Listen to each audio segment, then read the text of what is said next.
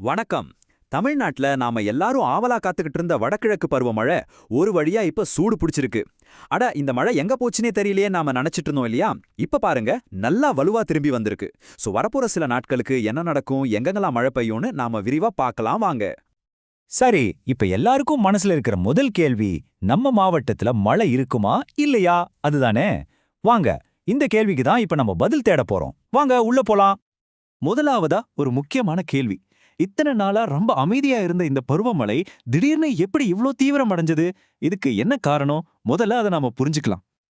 இதுக்கு காரணம் பாத்தீங்கன்னா ரொம்ப சிம்பிள். வங்கக்கடல்ல இருந்து வீசக்கூடிய அந்த பருவக்காற்று இருக்கு இல்லையா, அது இப்போதான் அதோட உண்மையான பலத்தோட வீச ஆரம்பிச்சிருக்கு. நீங்க இதை ஒரு ஸ்விட்ச் போட்ட மாதிரி கற்பனை பண்ணிக்கோங்க. இத்தனை நாளா ஆஃப்ல இருந்த அந்த பருவமழை ஸ்விட்சை இப்போதான் யாரோ ஆன் பண்ண மாதிரி இருக்கு. சரி, வரப்போற வாரங்கள்ல மழை எப்படி இருக்க போகுதுன்னு இது நமக்கு ஒரு கிளியரான ரோட் மேப் கொடுக்குது. இங்க கவனிக்க வேண்டிய ஒரு முக்கியமான விஷயம் என்னன்னா, மழை தொடர்ச்சியா கொட்ட போறதில்ல. அதுக்கு பதிலா 2 கட்டமா பிரிஞ்சு பெய்ய போகுது. முதல் ரவுண்டு அது நவம்பர் 15 வரைக்கும் இருக்கும். அப்புறம் ஒரு சின்ன பிரேக். அதுக்கப்புறம் அடுத்த ரவுண்டு நவம்பர் 17ல இருந்து 23 வரைக்கும் இருக்கும்.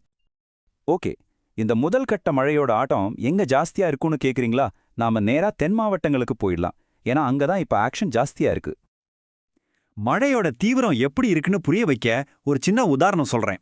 ராமநாதபுரம் மாவட்டத்துல மட்டும் பாருங்க, கடந்த 24 மணி நேரத்துல சரியா 5 சென்டிமீட்டர் மழை பதிவாயிருக்கு. இது ஒரு நல்ல அளவு. இதுலேருந்து என்ன தெரியுதுன்னா, மழை ஏற்கனவே ரொம்ப வலுவா ஆரம்பிச்சிருச்சு.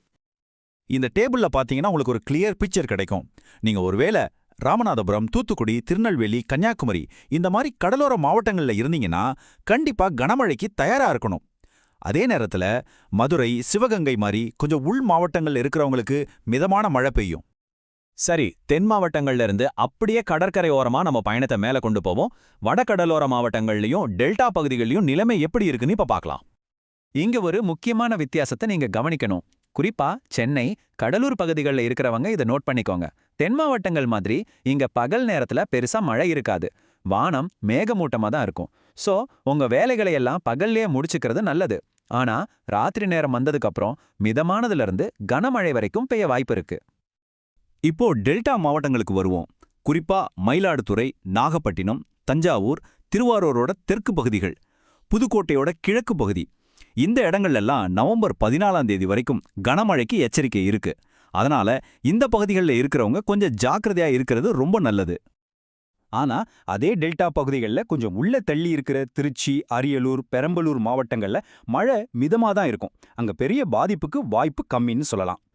சரி, கடலோர பகுதிகள், டெல்டா பகுதிகள் எல்லாம் பார்த்துட்டோம். இப்போ உள் மாவட்டங்கள் பக்கம் போலாம். அங்க என்ன நிலைமைன்னு பாப்போமா? வட உள் மாவட்டங்களை எடுத்துக்கிட்டீங்கன்னா, வேலூர், ராணிப்பேட்டை, திருவண்ணாமலை இந்த 3 மாவட்டங்கள்லையும் மிதமான மழை பெய்யறதுக்கு ஒரு உறுதியான வாய்ப்பு இருக்கு. ஆனா மத்த உள் மாவட்டங்களான சேலம், ஈரோடு, கிருஷ்ணகிரியில நிலைமை கொஞ்சம் வேற மாதிரி இருக்கும். அங்க பரவலா எல்லா இடத்துலயும் மழை எதிர்பார்க்க முடியாது. அங்கங்க சில இடங்கள்ல மட்டும் லோக்கலா மழை பெய்யும், அவ்வளவுதான். கடைசியா மேற்கு தொடர்ச்சி மலை மாவட்டங்களுக்கு வருவோம். இங்க தேனி, தென்காசி மாவட்டங்கள்ல இரவு நேரங்கள்ல மிதமான மழை பெய்யலாம். அதே மாதிரி நீலகிரி, கோயம்புத்தூர்ல ரொம்ப லேசான மழைக்கு தான் வாய்ப்பு இருக்கு. சோ பாத்தீங்கன்னா தமிழ்நாட்டோட ஒவ்வொரு பகுதிக்கும் ஒவ்வொரு விதமான மழை இருக்கு. சரி, இப்போ இவ்ளோ விஷயங்களையும் பார்த்துட்டோம். இதுல இருந்து நம்ம எடுத்துக்க வேண்டிய முக்கியமான பாயிண்ட் என்ன? அடுத்த கட்டமா நாம எதை எதிர்பார்க்கணும்?